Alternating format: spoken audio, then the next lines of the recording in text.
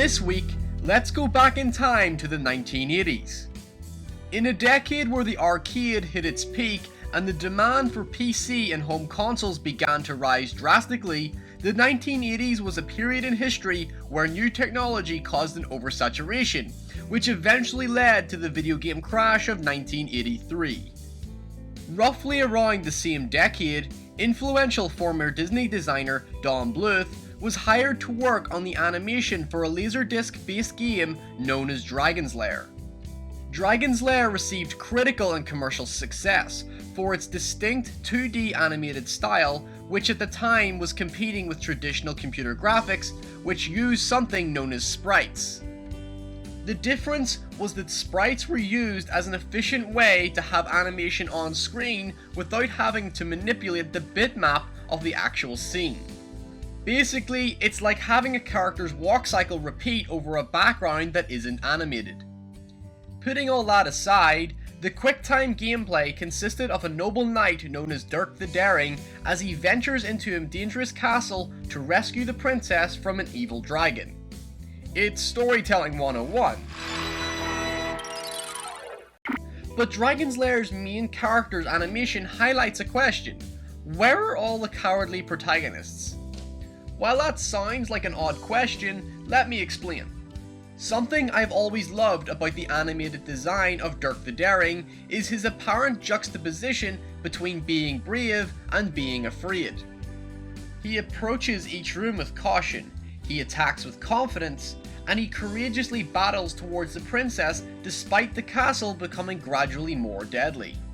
Although, he's still clumsy, anxious, and shows a genuine sense of fear. Great animation comes from the expression given to the movement. Hence, Dirk's gestures and facial expressions encapsulate the feelings of a character without dialogue. This traditional method of animation is still paramount in today's sophisticated 3D spaces.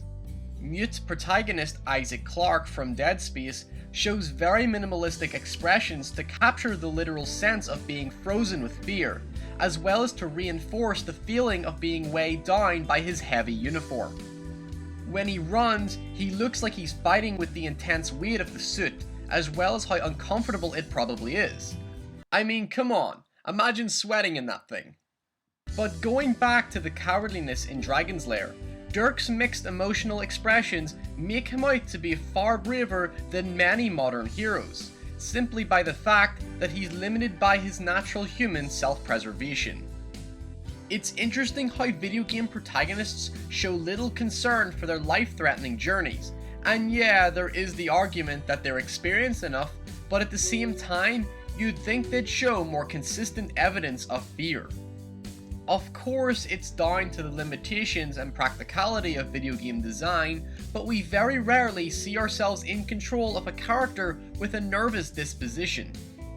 Most horror protagonists do indeed show fear and panic at certain intervals, but for the most part, they never show much hesitation to their actions. For example, Resident Evil has its characters feel much more in control of the situation when you find yourself consciously running back and forth, ignoring threats in order to complete a puzzle. Even shooters like Half-Life make me question the disposition of the mute character Gordon Freeman, as there is an inconsistency to how a scientist suddenly becomes a skilled soldier.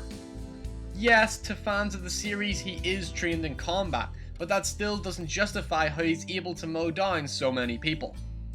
Of course, there are exceptions to this logic, based on the narrative stylistic intentions. Nobody can question how Nathan Drake is essentially a mass murdering criminal, but the audience shake it off just as much as Drake does himself, as the game plays with the fantasy of human heroics. Well, that's great. I won't even have to get my top off. Chloe, I was thinking more like an explosion. Or that.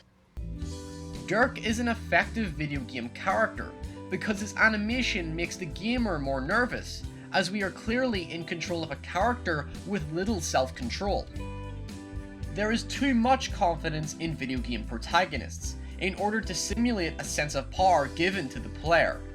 But if you just add a little vulnerability to that character, the game ultimately becomes more engaging and hence more rewarding. We actually feel like we've completed the quest. Thus, a sense of satisfaction. Dirk is quite clearly a petrified character who looks like he's being challenged or trying to prove a point about his braveness. As a result, his name speaks volumes as he's literally daring. He doesn't have to be brave towards the unspeakable evils ahead of him, he only has to be brave enough to accept the challenge. Oh.